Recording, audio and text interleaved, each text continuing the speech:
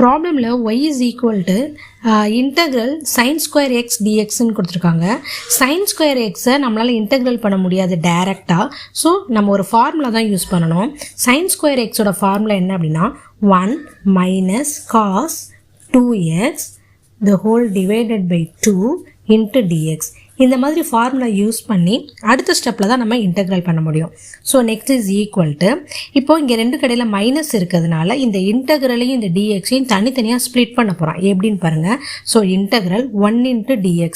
So dx divided by 2 minus integral cos 2x divided by 2 into dx.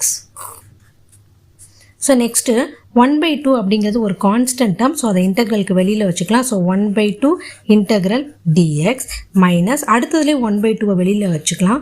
So integral cos 2x dx.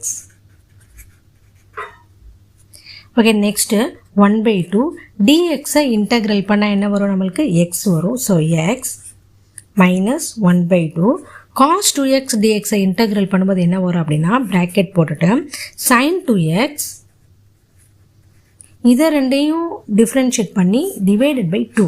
So integral of cos 2xோட value என்னென்னா sin 2x divided by 2 அப்படின்னு வரும். So next is equal to x/2 minus 1/2 இங்கே ஒரு 2 இருக்கிறதுனால ரெண்டையும் multiply பண்ணோம் அப்படின்னா sin 2x divided by 4. So இதான் அதோட ஆன்சர். இந்த மாதிரி இன்னும் நிறைய ப்ராப்ளம் பார்க்கலாம். நீங்கள் இந்த சேனலை சப்ஸ்கிரைப் பண்ணிக்கோங்க.